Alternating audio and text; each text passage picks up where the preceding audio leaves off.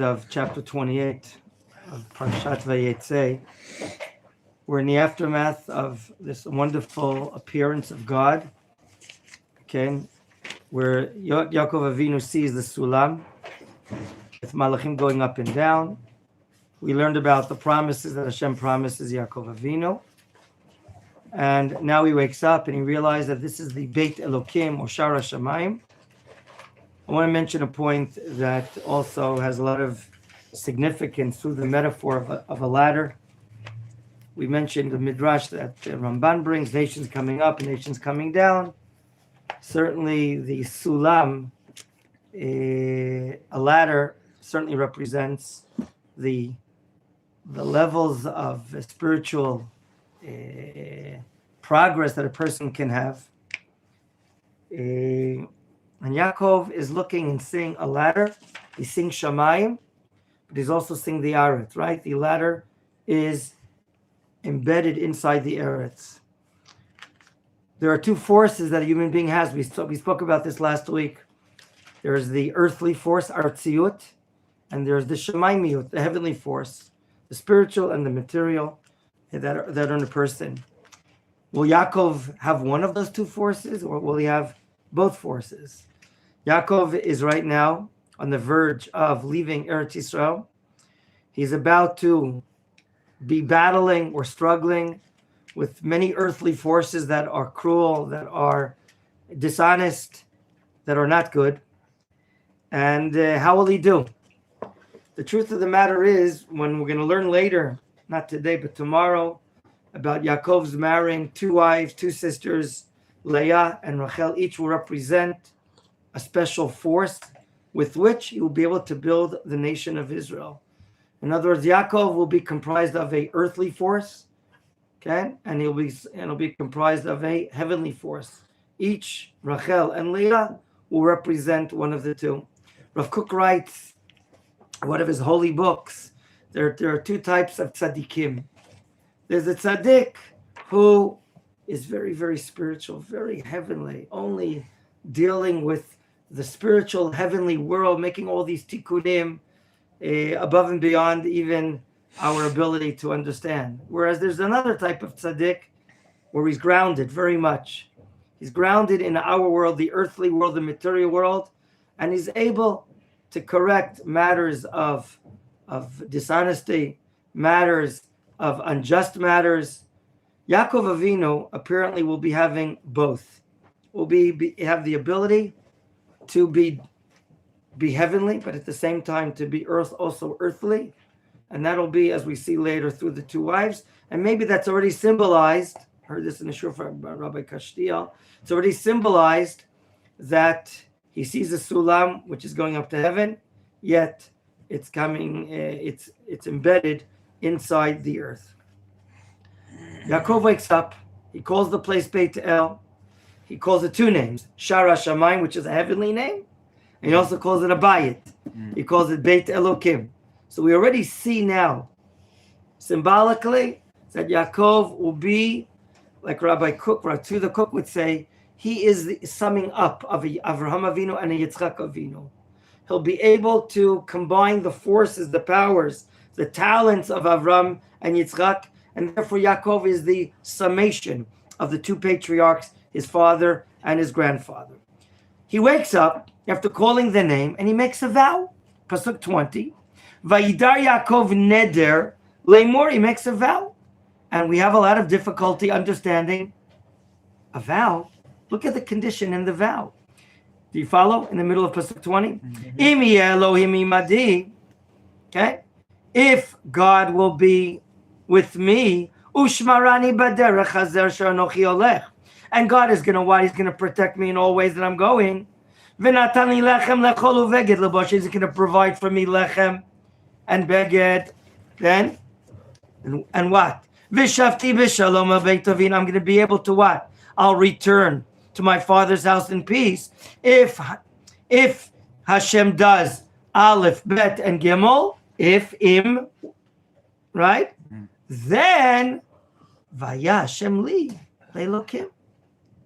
Then I'll make God for me a God, a holy Lord. What's going on here?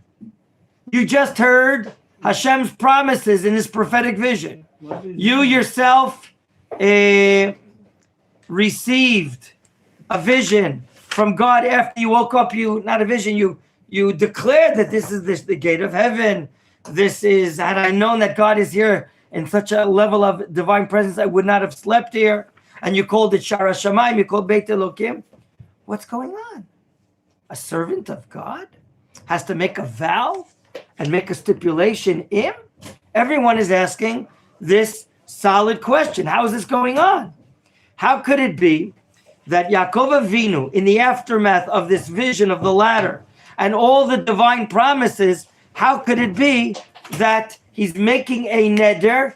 You know, God, I'm willing to serve you if you provide Aleph, Bet, and Gimel.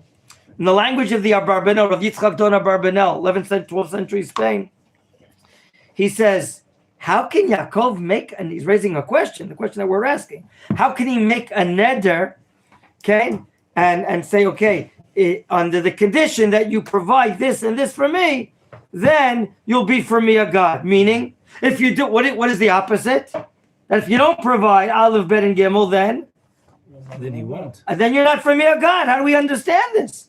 Is that what he learned from his grandfather Avram Avinu? Is that what he learned from when Avram Avinu didn't make a neder? He was tested by God. How many tests? 10 tests. So what's going on here? How do we understand the latter part? Quote, V'haya Hashem li, and God will be for me, le'elokim. So we'll see two answers that'll help us better understand. Number one,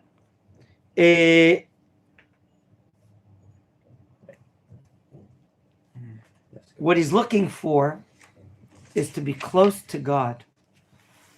And by making the neder and returning to Eretz Yisrael, he'll become close to God. In other words, what he's basically asking for is that as long as I'm in Chutz La'aretz, it's not the real thing to serve Hashem. It's not authentic. It's not wholesome. It's not complete. The place of God, as the Ramban explains, is Eretz Yisrael.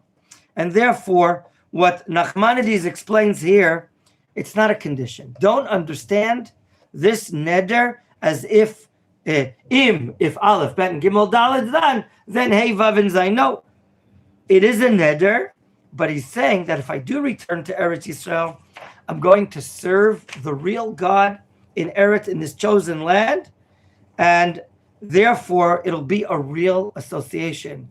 I want to serve the real God. I want to make it a matter. It's not that if you do this, I'm not going to serve, and if you don't do this, I'm not going to serve God. But I'm looking forward. That's what the neder means. I'm looking forward to coming back, that God will return me back, and then it'll be serving a real God. Some of you may not even know the famous Gemara that appears in Masechet Ketubot, page 110. It's not that I know it by heart, it's in front of me, right? Anyone that lives in Chutz La'aretz is compared to as if he doesn't have a God. Oh, you studied that Gemara as well. Yeah. You heard it from Rav Kaplan and other rabbis? Yeah, that's absolutely right. The real thing is living in Eretz Yisrael, no matter how nice Brooklyn or Williamsburg might be, living in Eretz Yisrael and serving God, that's the real thing. That's what he's wanting to do. That's how Ramban understood it. He's not making a condition, well, if he doesn't do this to me, I'm not going to be serving God. Furthermore, Rashi's understanding of this neder is a little different. And Rashi's saying, and just like also his grandson Rashbam, what does it mean that God will be for me a God? That God will help me. He'll help me serve Hashem. I need God's help. I need this push. That's why I'm making the neder. Sometimes a person needs a further framework, another push. I want God to push me so that I can serve God in a more wholesome way. And therefore, it's not like we thought in the question, but rather it's something greater than that, without a condition. Stones. Did we see stones? When he wanted to go to sleep, he took a stone to rest his head. When he woke up, I don't know if you noticed, when he woke up in verse 18, he took the stone. And everyone's asking the question, well, at the beginning there were stones. and now there is a stone. And not only is there a stone, but he says in verse 22, Va'even hazot, this stone, asher samti matzava, they made a monument out of it to serve God. Yeh beit Elokim. Remember, Yaakov's unique relationship to God is through a bayit, a house, protection, the purpose of God's presence. V'chol asher titeni, whatever God is going to give me, aser asrenu lach, I will give out a tenth. So here at the end of this section, here he is. He's on his way to Chutz La'aretz, Aram Naharaim, and right now he's in Beit El, and he's serving God. He's making the neder, and it seems that even in the inanimate world of stones, Yaakov has the power to unify, and even bring stones, separate stones, into one entity. I heard not long ago from Rav Kashtiel also that the word Even is a compilation of two words, Av and Ben, a father and son. Yaakov Avinu, he will be the summation of two patriarchs prior to him. He will bring a family of Abba and sons, that everyone will be righteous, unlike Avraham and Sarah, where one was not, unlike Yitzchak and Rivka, where one was not. He has the ability to unite. There are going to be 12 sons, as we're going to be learning. 12 shades, 12 lights. Everyone's righteous. Everyone is holy. Everyone has, later on, when they develop into a tribe, everyone have a separate role and mission to perform. So he has the one stone, the unity. He's going to be a unified family, as we're about to learn right now. Yes, sir. These stones can be the same stone that Yitzchak? It's hard to say. We don't know. No, because, You saw a midrash. Abraham- If you saw a midrash, then fine. If not, Yeah. then I don't know. No, Abraham make altar, right? Okay, So do they that Yitzchak? Okay. And it's the same place. but we didn't talk about stones in the Akedat Yitzchak. We talked about wood, setting up a wood situation. Yeah, but to make a altar you need stones, I guess. Peseder. He built a mizbech. You're right, but we don't know. I don't know. Maybe that you look up the midrash. Gentlemen, we're reading now Perek Kaftet. Notice there's no break in words, no gap or space between Perek Kafchet and Kaftet. There's no break. We're continuing. Vayisa Yaakov Raglav. Look and follow the reading. We'll read several verses. I'm sure you read it in preparation for this shiur. If not, tomorrow you'll read it. Vayisa Yaakov Raglav Vayelech Artza v'nekedem. He lifted up his feet. Is that what it says by you? Vayisa Yaakov Raglav. I noticed, Aryeh walking into the shore. I noticed that you picked up your feet, and not that your feet picked you up. So why does it say here, Vayisa Yaakov Raglav, and Yaakov picked up his feet? Usually your feet allow you to walk, to motion. Question. Vayelech Artza v'nekedem, he's traveling east, and he arrives. Vayar. V'nei be'er b'sadeh, follow the psukim, please, verses we're going to read right now. You know what? I want to stop just for 1 second and then talk about his arrival. It's not a storybook. It's not a tales. It's not Alice in Wonderland here. What do I have to know that Yaakov, Vayisa Yaakov Raglav, he'd lift up his feet? What does it mean? A lot of the commentary said, wow, look what he has in his back. In his back, he has this vision of the ladder of angels going up and down. He has this protection. He has all these 5 or 6 promises from God. He realized it's a holy place. He's mustered he has a lot of momentum back of him, does he not? He's now leaving, not with a sense of a threat and fear, but now he's leaving with confidence. Now he's leaving even with happiness. To go into Galut is not a happy thing. I don't know if anyone of you ever lived in a Galut. It's not a nice place. Okay? Galut is not the natural place for a member of Israel. And here, he's going to the Galut. He knows he's going to have a tough time. He knows who's in front of him. He knows his mother's family, what they're about. And Rashi explains the metaphor of him picking up his feet. See the Rashi down below, in the name of the Midrash. Verse 1, Vayisa Yaakov Raglav. I mean, the question is that Yaakov lifted up his feet. I'm sorry, that he lifted up his feet. What's going on here? Okay? And Rashi says, Mishinit Baser B'Sorot Tova. Once he was promised or given these good tidings, Shuftach b'shmir, he has protection. Nasa libot raglav, his heart lifted up his feet. V'nasa kalalechet, his feet were like uplifted, as almost they're in the air, as if it's easy to walk. And the truth of the matter is, we're sensing here a different psyche, a different situation. And because Yaakov feels connected to God, therefore his psyche is uplifted. He feels it's lighter to travel. Look, we're talking about hundreds of kilometers. We call that a trip. That's a heavy trip. Okay? So if you would see a sulam with angels going up and down, okay, and then you heard in your prophetic dream the words of God that I'm going to be with you and I'm going to protect you and I'm going to bring you back and all these things, it's better than an insurance policy, isn't it? So there's no better feeling. He's sensing the Shekhinah, and that's now told to us that he's going lightly, he's going quickly, and so on and so forth. And therefore, when you have God behind you, then all difficulties are less difficult. When you have the confidence and belief with Hashem with you. So here it is, Yaakov arrives. Now, I want to share with you, has he been here before? Has he traveled through the streets of Padan Aram, Aram Naraim? Yes or no? Has he been here before? No. Absolutely not. Does he have any Google pictures of what it looks like? Who are the people? Nothing whatsoever. Whatsoever. Okay? And now, I want you to notice, we're talking about a stranger arriving. Let's notice what he sees. Let's notice what he says and how he says things, because the Torah is detailed here. The Torah is very detailed in telling us all of these things. And what is it coming to teach us? Okay. Vayar, he notices. V'hine, surprise. Put your finger on the place, verse 2 of this chapter. What does he notice? Ve'er basadeh. Wow. What's unusual about a be'er basadeh? I don't know. A well in the field. Well, as a source of water. V'hine sham, who are there? Shlosha edrei tzom. 3 flocks of sheep. Rovtzim aleh, they're hovering over the be'er. Verse 2 of the new chapter. Kimin aberahi, we're told as a narrative, from this be'er, yashku hadarim. They will water the flocks. Please tell me, they will water? This personal pronoun, who are we talking about?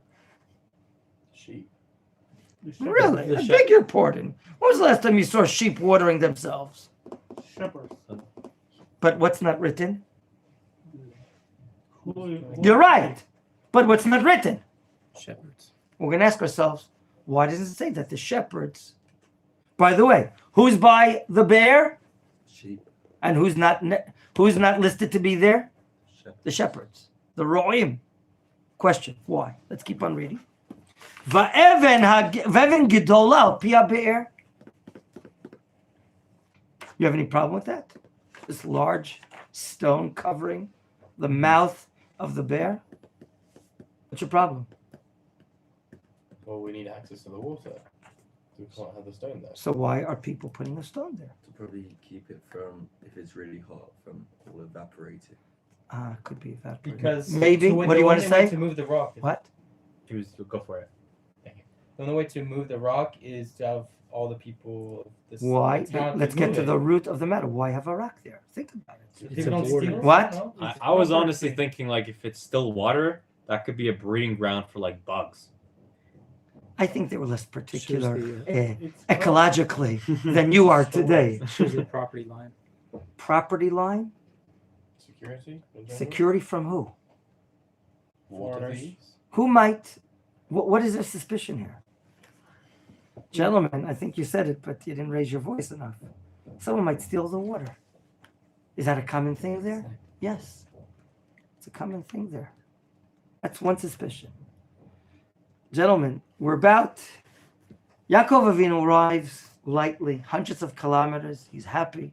He knows where he's going. He's going to hopefully find refuge. Hopefully he's going to find a wife. And he comes to a field, apparently, which is very close to the city of Haran, where his family comes from. And there, he discerns and sees, as the narrative of the Torah, a be'er, a well, with this gigantic rock is put on it. And who's there? 3 flocks of sheep are hovering next to it, and they're waiting. Meh. What are they waiting for? What are they waiting for? Water. For the Right, shepherd. right. They're waiting for the shepherds to come to quench their thirst. Isn't that right? Okay? But this pasuk that we just read, and all the rest of the psukim, let's see if we find about the shepherds. V'ne'esfu shama. You know what gathers there? Chol ha'adarim. Put your finger on the place in verse 3. All the flocks. Again, flocks are mentioned, and who's not? Shepherd. V'galilu etev. You know what they generally do? They roll the stone. Did you get galila today in the minyan? Galila? What is liglo? To roll up the Sefer Torah and tie it? Ashkenazi Sefer Torah, yes. Galila. V'galilu. And they would roll the stone mi'al pi ha'be'er. This is a narrative. V'shku et tatzon. And they would water the sheep. And then what would they do afterwards? V'yeshivu te'even al pi ha'be'er limkoma. That's what is usually done. And then they put the stone back on there. Again, who's not mentioned? And we're asking why. Who notices what's happening here? The Torah hints to us that the eyes of Yaakov notice exactly what you and I are noticing, that shepherds are not there. Notice how Yaakov speaks. Vayomer lahem Yaakov achai, my brothers, affection, love, yes, caring. Me'ayin atem, from where are you? Vayomru mecharon anachnu. Why did I read it in this dramatic way? You read it as a sheep. I've had better compliments in my days before until now. Would you take care of this gentleman after short, please? Vayomer lahem Yaakov. Did you notice what I just read? Do you notice how they answered? Vayom mecharon. We're from Haran. Notice the next way Yaakov speaks. Pasuk hey. Vayomer lahem hayidatem et Lavan ben Nachor. And how do they reply? Vayomru yadanu. Third communique. Pasuk Vav, verse 6. Vayomer lahem hashalom lo. Vayomru shalom. Do you see or notice a different element of speech between Yaakov and the people there? What do you notice? Open questions and closed answers. Open question, closed answers. It's very I want simple something dialogue. more particular. What? It's very simple dialogue. Very simple dialogue. What do you mean? He spoke with the sheep. He's you have a good sense of humor, but no, he's not speaking with the sheep. He's speaking with people there. How is he addressing them? With respect. With respect, but using what word? Vayomer lahem, To Them. them, vayomer lo. And how do they respond? to him. How are they respond? It's very terse. Very- Very terse, very Very rude. rude, a lack of kindness, a lack of attention. Okay? Why does Lahem mean? He's what? talking to them. He's more personal. He's more to them, more He said, giving them respect. Arai. It seems to giving them respect. Vayomer lo just means But- that guy.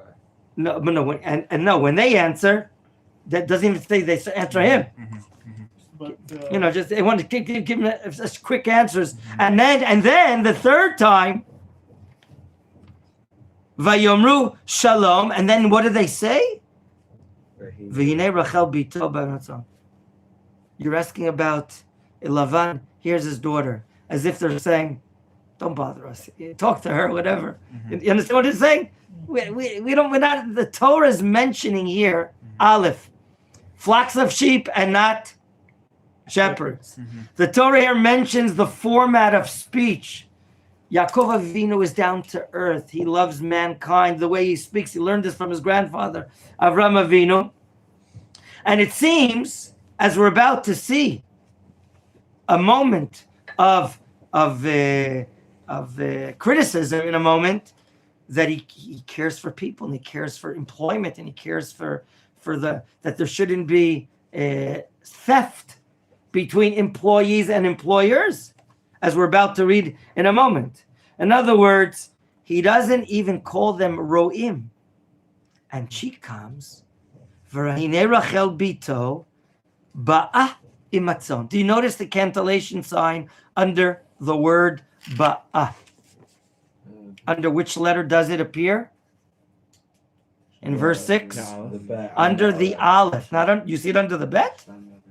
We're in Pasuk Vav, verse 6. Do you see it or not? Does everyone see it? Do you know if you would move that cantillation sign to the beginning of the word and pronounce it ba'a and not ba'a, it would change the tense. Here it is, ba'a in verse 6. Now she's coming. You're perhaps looking at a different pasuk later on in verse 9. Are you? No? It's toward the end of verse 6. So it's in verse 6. Ba'a imatzon. So it's right after the aleph, but it would change the meaning. In other words, it says ba'a, she's coming now. Whereas we're going to see in a moment in verse 9, ba'a, she came. Now, here in the eyes of Yaakov, it seems that the people, I read this in a wonderful article of my dear father, Rabbi Horowitz, the people that are in charge of the job that we call ro'etzon, they're not even mentioned as ro'etzon. Why? Why are the appointees taking care of the sheep not even called by their title shepherds? Because in the eyes of Yaakov, as we're about to read, they do not deserve the real name to be true shepherds. Because as we're about to read, instead of shepherding the sheep, they're shepherding themselves. 9 o'clock tea break, 10 o'clock tea break, 12 o'clock recess, and so on and so forth. As we're about to see. Let me prove the point. Pasuk Zayin, verse 7. Vayomer. He says to them, Hein oda yom gadol. It's early. Lo eitea seifa mikna. This is not the time to bring the sheep inside. You're still basically saying, as a stranger, you're stealing your boss's money. You're getting a salary, and you're not doing what you're supposed to be doing. You should have them outside, grazing in the fields, and instead you're bringing them back to drink water and then bring them in. Hashkuatzon, water them, ulechuru, and then go and take care of the shepherding them. In other words, he's saying basically, you're shepherding with dishonesty. You're not earning your salary. You're getting paid, and you're stealing the time of your boss.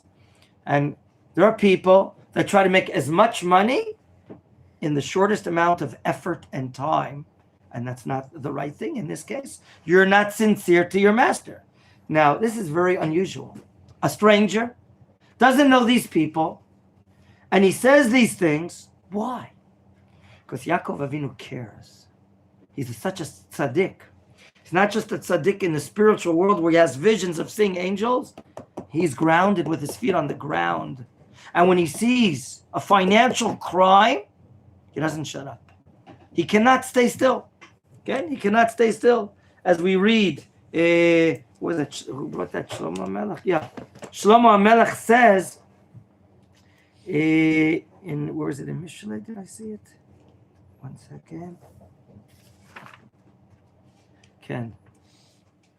On verse 7 that we just read right now, Rashi brings now the following. Does Yaakov Avinu know if these are the owners or hired workers? He doesn't know. So Rashi says, if you see verse 7, if you're hired workers today, then you're not earning your salary. And if these animals do belong to you, even so, this is not the time to bring in the sheep. In other words, we're astonished here. We're astonished at the way of life that Yaakov is leading. Where, as a stranger, as a lone ranger now in Aram Naraim, where does he have the gall? Where does he have the nerve to mix and mingle things that are not, someone can say, mind your own business, right? That's what they can say to him. And say, what are you talking about?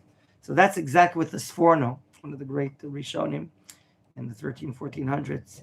He says a real tzaddik loathes when there's a crime being done, even if it's done to other people. As King Solomon says, To'avat tzaddikim, quoting King Solomon in Mishlei, the abomination of the righteous, ish avel, a criminal man, someone who's exploiting people that are not honest, people that are not even in their work ethics, that are not honest. In other words, here's Yaakov Avinu. We didn't mention what the Midrash says. For him to get ready to go to Chutz La'aretz, he hid himself for 14 years. Where? In a Beit Midrash of Shem and Aver. Did you see how Rashi bring that Chazal? He knows that before he goes out to Chutz La'aretz, he has to strengthen, uplift his moral standards, his spiritual standards, and therefore he went to learn Torah, whatever that means of that time, the 7 Noachite laws, and so on and so forth. He stayed away. And therefore his arrival now, according to Chazal, he's already 77 years old. 63. It was 63 when he left, 14 years, 77, and now he arrives to Chutz La'aretz. So, you know, he learned maybe this morality from his grandfather Avram Avinu, my father-in-law writes. Why? When Avram Avinu saw the quarrel, the rift between the shepherds of Lot and his own shepherds, he said there was no solution here. We have to stop this rivalry. We have to stop this rift. And therefore, what did he say? We need separation. So that was Avram Avinu, okay? That could not tolerate to see stealing, embezzling, and things of that nature. So here, Mr. Yaakov Avinu arriving on the new scene, he's a real super tzaddik. Honesty is his concern. We must realize the values of honesty and being straight with all the people that we're working with. And he has the ometz, he has the courage to speak up when he sees something wrong happening. And he's trying to impress them. Okay? He's trying to impress them. So here, what do they say? When he gives them an order to go ahead and what? And water them. Vayomru, verse 8. What do the people answer? Again, their names are not mentioned. Vayomru, and they respond, Lo nuchal. We can't water them. Why? Ad asher ye'asvu kol ha'adarim. Who has to be collected together? All the flocks. And then, I'm adding the word then, Vigalalu to Evan. And then what? You can roll the stone. Please look inside and see the wording inside the psukim. And then we can roll this stone. Which stone? Me'al pi haber v'shkinu atzon. Tell me, are they saying something objective? In other words, we have to wait. What do we have to wait for? The rest of the flocks. The rest of the flocks to arrive. Obviously, with whom? Rachel. With their ro'etzon, with their shepherds. And we have all the shepherds here. Then we can move the stone. My dear friends, as we're about to read, Yaakov Avinu solely, single-handed, moving a stone that others are moving, it seems that these people are a bunch of batlanim, lazy workers, just waiting for situations instead of creating a situation. It seems that they're very idle. They're very not, when they're saying we cannot do it, we're going to see it's total subjectivity, because objectively, Yaakov Avinu he didn't eat spinach, every day. He's not Superman, he can do all these things. We'll still ask, was he doing something out of the normal? We're going to get to that in a moment. But it's clear to us that Yaakov Avinu is criticizing them, that they're not doing their right job. And now, Pasuk, yes, Renan? But Yaakov already saw them moving the stone. No, that's said as a narrative. That's what would be done. Oh. They would get together and they would roll it. He didn't see him doing it. The Torah is giving us the understanding that's what would happen. Mm-hmm. That's what would happen. But it doesn't mean. It's right in the best. Okay. So he's basically noticing here there's laziness. These workers are stealing the monies of their owner. And that we know is gezel, is a crime of theft. Theft is one of the 7 Noachite laws. Okay? And now, let's see how Yaakov Avinu reacts. Pasuk Tet, verse 9. Odenu medaber imam. Odenu from the word adayin, still. Odenu medaber imam. He's still speaking with them. Them again. The name Roei Tzon is not mentioned. You see that clearly, right? Shepherds are not mentioned. Virachel, help me pronounce it now. The next verb. Ba'a. Very good.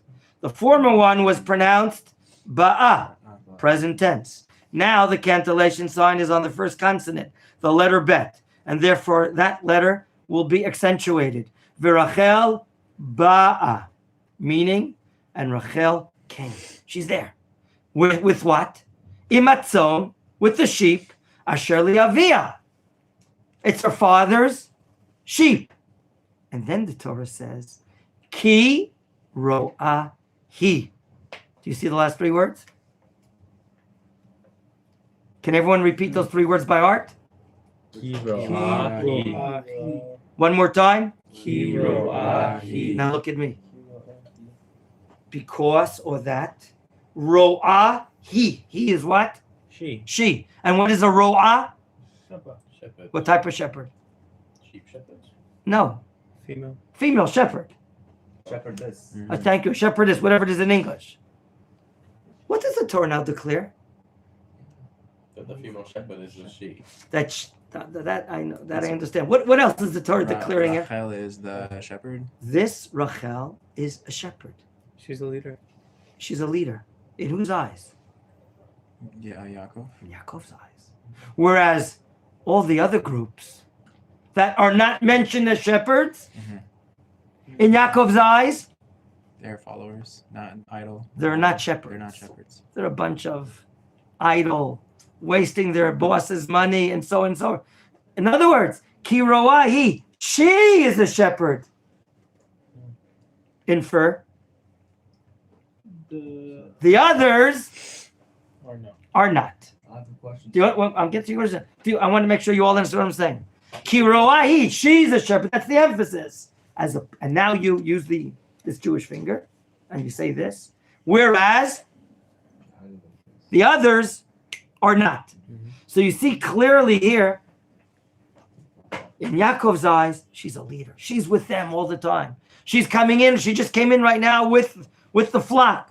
The other is just sitting around and doing nothing, smoking a few cigarettes, drinking a few beers, and they're not doing their job. And maybe that explains why the word ro'ei tzon are not even mentioned.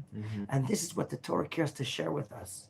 How objective, how righteous Yaakov is, how much he cares for civil justice, how much he cares for fairness, that no one steal the money of anyone, no one commit a social crime here.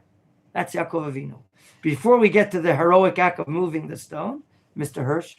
So, regarding the cancellation marks, in the future, will we ever have a class explaining all the different cancellation marks? If you come to our Haftarah class, which we do every Thursday afternoon, we've been doing it the last 3 weeks. Are we ready? Specifically on the cancellation. I'll add more in your honor tomorrow if you're there. When you say cancellations, you mean like the notes? The notes, that's what we're still doing. Ah. Okay, we know you're an opera singer. We'll talk about that later. Pasuk Yud, gentlemen, Vayi, drama is heightening. And it was. Kasher ra Yaakov et Rachel. Who's Rachel? Bat Lavan. Who's Lavan? Achi imo. Vetzon Lavan. The sheep of who? The sheep of who? Lavan. Who's Lavan? Achi imo. I'm stopping there. Who's raising a question? I should have a question. So his name is Lavan. Is it just merely coincidence that Lavan also means white? Is it possible that he was? We learned about Lavan before. Race science came It like could be. Yeah, I don't know what the symbolic is. But I want a question. Who's going to scream out a question here? Is it a novel? Is this a novelty? Don't we know that Rachel, I'm sorry, is the daughter of Lavan, and Lavan is the what? The brother of his mother. And then it says a second time, Vetzon Lavan achi imo. What is the Torah sharing with us? Why is the Torah saying this? Why? genealogy. Somehow, Yaakov. knew. What is happening in the eyes of He Yaakov? just He was a intuited this. He father. understood without even being told. He knew Rachel already. He sees He's well, first of all, he asks about Lavan. Uh-huh. And he's told by the shepherds that here's Rachel, his daughter. Does he see traits of his mother? Oh, Imo. He's being reminded of his mother. That's one answer. Mhm. He sees Rachel, he's reminded of his mother. What else is going in his heart? Do you think that the Torah is sharing with us? He sees a potential mother in her. A potential mother. That's the same idea. What else? He's been away from his family years. Mm. If we count the 14 years, the Midrash says that he was studying the big Midrash of Shem and Ever. Mhm. He has not seen family in 14 plus years. And now he's meeting family. So. How do you feel? Can I interview you for Eyewitness News? How do you feel right now, Yaakov, after seeing family? You haven't seen family in 14 years. How do you feel? What's going on in your heart? Glad and relief. Relief? What else? Glad. Gladness? What else? Crying. Crying. Overwhelmed. Overwhelmed. Excitement in the heart. Do you understand what's happening with the Torah is telling us? He's seeing family. And then what does he do? Vayagel et ha'even me'al pia be'er. How many assistants? None. Solo. And then what does he do? Vayashk et son levana. He wants to do this kindness. When you see your family, you want to help out. Right? I walked home from Tefillah this morning at 7:05. I know my wife has a tight schedule. She must get on the school bus to accompany the kindergarten children to Beit El. I know she has no time to even make herself something to drink. I said, honey, would you like something? I know she likes boiled water with some cold water and squeezed lemon in there. So I said, can I make you a cup of tea? Yeah, with a cup of whatever. And she said, yes. Why did I offer her? You knew she wanted. I love her. I want to do for us. Family. You want to help your family. You love your family. You want to do for them. He sees family. And now what does he do? He individually shows these bunch of idle criminals that are taking their owner's money for nothing, that alone he can roll the stone. How does he do it? The truth of the matter is, if you love something, some entity, some matter, then you can find inner powers or energies that sometimes you didn't know that even existed. It happens in the army all the time, in the training of soldiers. They come to understand they can do things. You ask your brother, wow, I know we can do it. Just ask my son, the 11th grader. They did 120 whatever kilometers in 5 days. And of course, when he came home from the 5-day Tiyul, we thought he'd go to sleep. No, he went to go to his friends until 2 a.m. Whatever. So they find powers and energies that are amazing. Okay?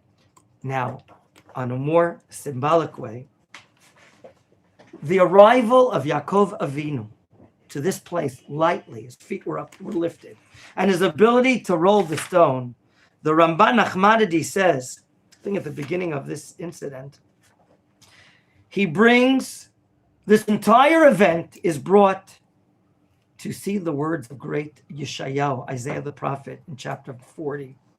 And we read in one of the Haftarot in the summertime, V'koyeh Hashem yachlifu koach. Koyeh from the word tikva. What does tikva mean? Hope. Those that have hope, belief, trust in God, they will be able to re-energize their powers and their energies. Yachlifu koach. They'll be able to switch and re-energize themselves. They'll be able to reveal strength and power. Yaakov Avinu, he's arrived from this 500-600 kilometer hike. Tremendous. He has to be tired. He's a human being. And here himself, he rolls the stone and he's able to provide for the 3 flocks that are probably so thirsty that want to drink. And therefore we're seeing something fantastic. And this is a hint for the future. The Be'er, okay? The Be'er will represent the Beit HaMikdash. Okay? And the 3 Edreitzon, the 3 flocks of sheep, will be like the Jews coming up the Aliyah Regel. Okay? What do you say Aliyah Regel in English? The pilgrimage coming up to Yerushalayim. And what are they coming to Yerushalayim? To drink the water, to yearn from the sources of Torah, of spirituality. But you need someone to open up the gate. You need someone to open up the doors. And that's a Yaakov Avinu. Yaakov Avinu has the ability to bring the sheep. He's going to be the leader of the Jewish people. We're going to learn from his attributes, from his character traits. And therefore, we have a beautiful symbolism here of the strength of Yaakov after such a long trip, being re-energized because so much hope and faith in God. And now he's watering this all by himself. And now we're ready to read about the mighty kiss. Do you want to read about the mighty kiss? Or someone has a question first. Pasuk Yud Bet. Yud Aleph. 1 second. This is really not... Maybe we'll skip over this. Should we skip over this? So we'll read it anyway. Verse 11. Vayishak Yaakov lerachel. Vayisa et kolo vayef. I'm happy you covered his ears. Come on. Did the Torah really have to write this? Yeah. Isn't this immodest? No. I mean, it doesn't go into detail. It's his wife. It is not his wife right now. I'm sorry. Oh, his wife for another Yeah. 15 years. He thought the wedding bell's already rung or something. You got a bit excited. This is disgusting. It was like I guess it's not a fresh kiss. Just modest. Oh, Leh with 2 dots to do something. Linashek. Every Shabbat night, whoever kids are with us, I put my 2 hands on their heads and I give them the blessing, and then I give them a kiss on their forehead or their cheek. Usually for the boys on the forehead, they know to lower their heads. They don't want any cheek kisses anymore. Sometimes my daughters, I kiss them on the cheek. That's linashek et, preposition. Preposition et is used for the verb linashek. Is that what's written here? No, Really? Vayishak. Ah. Wow. Okay. Linashek et is the kiss on the cheek, the kiss on the lips. But linashek le is something which is adopted and accepted in many cultures, in many countries. When people meet or greet one another, they come to them and kiss them on their shoulder, kiss them on their head, or of that. That's linashek le, to address, to greet, to meet someone. So what we see here is, and I think what Yaakov said is correct. Okay, Mr. Yaakov, he's excited. He sees family. It's touching. He's excited that God has made the situation happen. And therefore, he shows that this is my relative. She is the daughter of who? Lavan. Okay, and Lavan is my mother's brother, my uncle. Okay, so therefore, it's not considered uncommon to address and meet a relative with kissing, and therefore, it's not out of, God forbid, promiscuity, out of something weird or that. And in fact, we can prove it, because look at the second half of the pasuk. Vayisa et kolo vayevk. Why is he crying? Why is he crying? The crying is proving basically that there was no promiscuity here. There was nothing that his mind is crazy. Rather, out of honor, meaning a relative is kissing her. Well, what I just said right now, Ramban Nachmanides says, in the name of another great scholar from Spain, the Ibn Ezra, Rabbi Avram ben Ezra. Questions or comments? What? Yes, Renan. It seems that it's a costume there because also Lavan Lenashek. Ken, we'll get to that. So We'll get to that. it's not- Any others? Are the other points? Then we still have time. Let's go on. Pasuk Yud Bet, verse 12. Vayaged Yaakov l'Rachel. He tells her, Ki achi avio. Okay? Ki achi avio. Achi avio is an expression. I'm a relative. He's really not the brother of a father. Okay? But it's, hey, brother, how are you doing? Relatives. That's how they spoke then. Brothers are relatives. That's what it means. Ki achi avihu v'chiven Rivka, and I'm the son of Rivka. What does she do when she hears this? Vatorot v'taged liavia. Liavia? And not to? Usually a girl comes running home and tells her, Mother. a mother. Rashi asks that question, and Rashi answers, her mother has passed away. And therefore she only has to tell it to her Abba. Pasuk Gimel, verse 13. Vayichish Shmo Lavan et Shema Yaakov ben Achoto. Wow. Yaakov has arrived, the son of his sister. How does he react? Running. Why does he wear his New Balance sneakers and run? Vayarat likrato. What is he so excited about? Who can tell me? Because he knew Yaakov was coming from a wealthy family. And who came a generation or two ago? Abraham. Eved Avraham. With how many camels and goods? Lot. 10 camels with all the goods. Wealth. Lavan says, Again. wow, I'm going to be rich again. Vayarat, he's so enthusiastic. Likrato, look what he does. Vayichabeklo. Wow, he's hugging him. And, as he's hugging him, he's just trying, does he have any money or pearls or jewels here or there? Vayinasheklo, after hugging him and not finding any wealth, he kisses him, trying to see if he has any gold teeth or something of that. Okay? Vayivio bito, and he escorts him inside his house.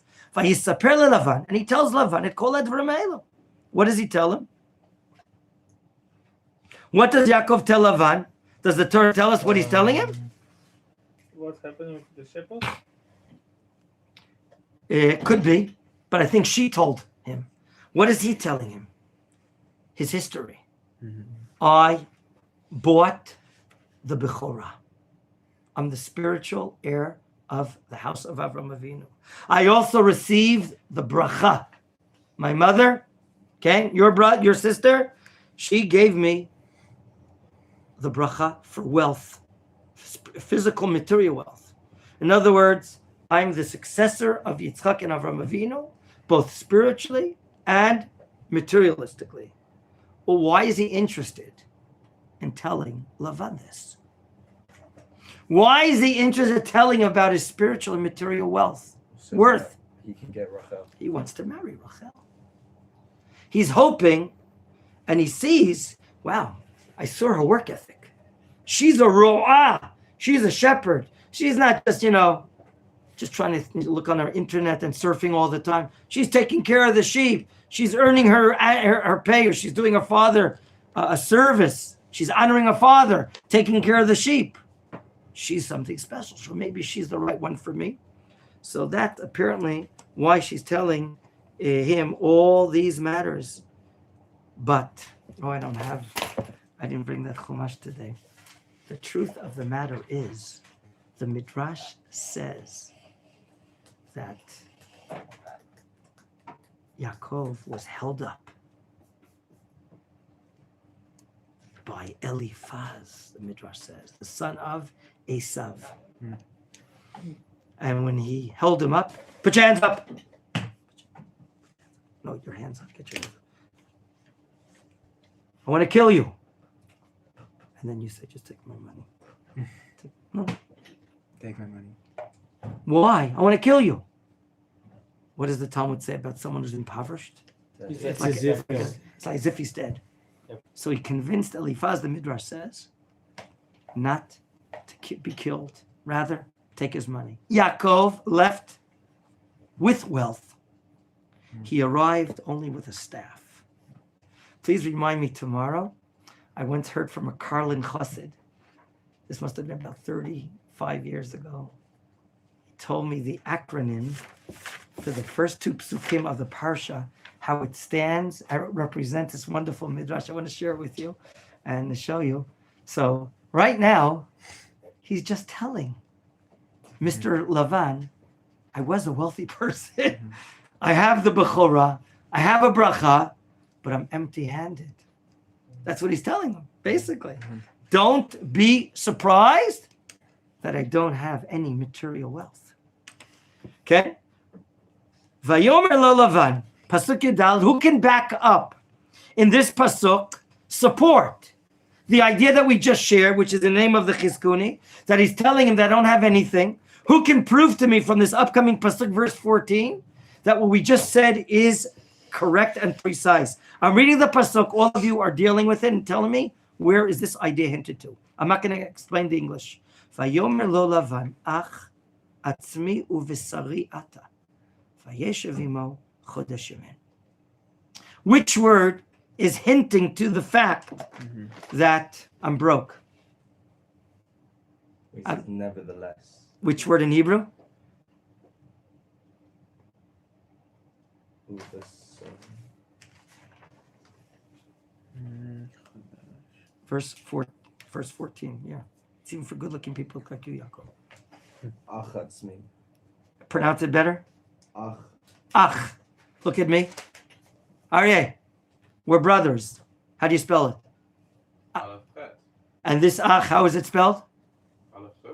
Aleph Chaf Sofit, which means aval. However. Why do you have to say however? You understand? You're right in your understanding. In other words, Lavan says, don't worry. You're family. You're like me. You're like me and my flesh. You're family. Even though you don't have money, you can stay with me. And he does stay with him. Chodesh Yamim. Chodesh Yamim. Meaning how long? 1 month. 1 month. So, gentlemen, I want to say the following. If you were to adopt me, take me in, That'd be fun. would you take me in for 30 days? For you, probably a lifetime. So look, Yaakov is a heart. He's like a Yaakov Avinu. He's not like Lavan. I want to share with you a new understanding that I understood from my dear father, Rabbi Horowitz. This term that he's saying, it's okay. You're atzmi, you're like me, ubisari, my flesh. A new understanding. This is what we call a dry invite. A dry invitation. It's not warm. Oh, you can stay here for a lifetime. My house, like when we went away for the Shabbos to one of my married daughters, and we hosted a family with 7 or 8 kids in our house the Shabbos. There we'll use our caravan. My wife wrote a basic note. The house is yours. Do use anything and everything you want to use. Okay? We come back Motzei Shabbat, a lovely bottle of wine. Thank you for allowing us to use everything and anything. They gave us a little gift. They were very thankful for the fact that we opened up our house and we gave them a warm invitation to use, and they showed their appreciation by giving us the gift, a bottle of wine. This is a warm invitation? This is not a warm invitation. This is a dry invite. Chodesh Yamim, 30 days? That's the difference. You know what happened to Lavan? He was very excited in the beginning. He came running. He started hugging and kissing. And now, all the air's out of the balloon almost. All the air's out of the balloon. What happened to his enthusiasm?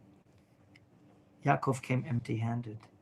In other words, his enthusiasm was based upon material gain. And once he sees there's no material gain, yeah, your family can stay for a month, that's all. That's what he's saying. Okay? Pasuk Tedvav, two more pasukim, and then we'll conclude the shiur. Please put your finger on the place. Vayomer Lavan liYaakov. Here's the dialogue. Hachi achiata? What do you think? You're my brother? Vavadatani chinam, and therefore you're going to work for nothing? Hagidali ma maskortecha. Tell me what's your maskoret. What is your salary? Gentlemen, but the fact that he's living there 30 days tells us that objective number 1 of 2 objectives has been attained. What were 2 objectives of Yaakov Avinu leaving Eretz Yisrael? Number 1, To run from myself. to escape from himself, and number 2, To get married. to get married. Right now, objective number 1, coast is clear. He's left. He's hundreds of kilometers away. He's living there for 30 days and doesn't have to make a U-turn and go back. Now, let's see how he can go ahead to do objective number 2. He's asking, what's your salary? Tell me what your salary is. And now we're told in a narrative. Pasuk Tadzayin, Ulelavan Shetei Vanot. Shema Gdola Leah, V'shem ha'ktana Rachel. Are these two sisters going to be alike? Are they different? The fact that they have two different names, we're going to learn about two different objectives. Tomorrow, sure, we're going to bring the famous Zohar, that these two girls represent two different worlds upon which Yaakov Avinu will be building the future of the Jewish people. And the famous Midrash, Ulelavan shtei banot. Lavan has two daughters. Don't read the word banot. How do you say to build in Hebrew? Boneh. And the infinitive? Livnot. Livnot. Don't read the word banot. Read the word livnot, or they are builded. Heim bonot. Meaning, they're going to be, this is God's will, two maternal builders of the house of Yaakov. One will represent the covered, hidden, spiritual world, and we'll learn about her spiritual eyes in a moment. That'll be Leah. She will bring about Yehuda, Levi, the spiritual side of the Jewish people. Rachel, her eyes will be the outer beauty. Yefet Torah, Vifat Mar'eh. She will represent the material building of the future of the Jewish people. A Yosef, an economic minister. A Binyamin, a doer. Okay, a fighter. And Am Yisrael has to be built of these two forces.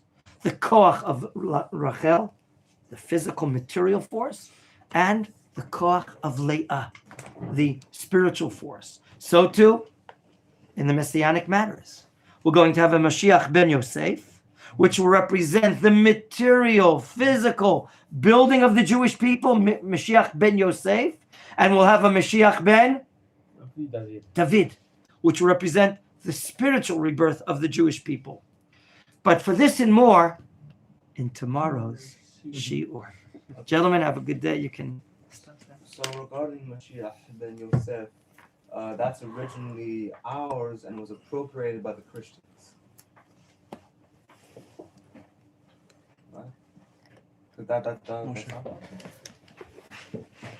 The X in the corner.